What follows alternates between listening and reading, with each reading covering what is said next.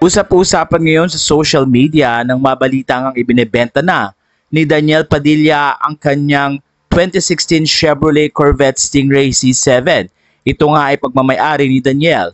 Matatandang unang nabalita na si Daniel at Catherine Bernardo ang nasabing may-ari ng sasakyan, pero lumilitaw nga na sa papers ay nasa pangalan lang ito ni Daniel Padilla. Sa post sa mga Facebook pages ay pinakita nila ang nasabing car, lalo na sa F2A cars. Narito ang sinasabi: fresh new arrival Chevrolet Corvette ni Daniel Padilla, all papers under DJ's name. Sa puntong ito ay maraming mga netizen ang nag-isip na bakit ito ay binibenta na ni Daniel ang nasabing sasakyan. Matatanda ang nasa 20,000 lamang ang odometer nito, meaning hindi masyadong nagagamit ng aktor. Post pa ng isang grasya, Chevrolet Corvette ni Daniel Padilla, now tell me who's hotter, the car or the driver?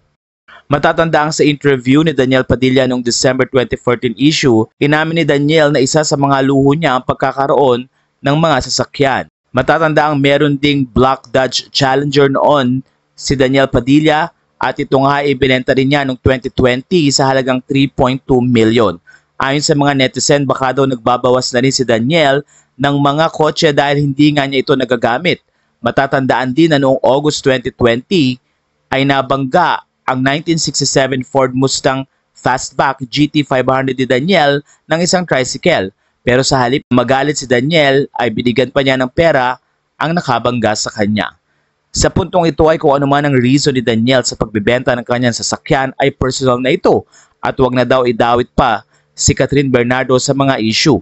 Napansin din ng mga netizen na walang masyadong proyekto si Daniel, kaya kailangang hindi na siya mag-focus sa kanyang luho at kailangan na rin ibenta ang mga gamit na hindi naman din niya nabibigyan ng pagkakataon na gamitin. Wala na pong masasabi niyo sa store na ito.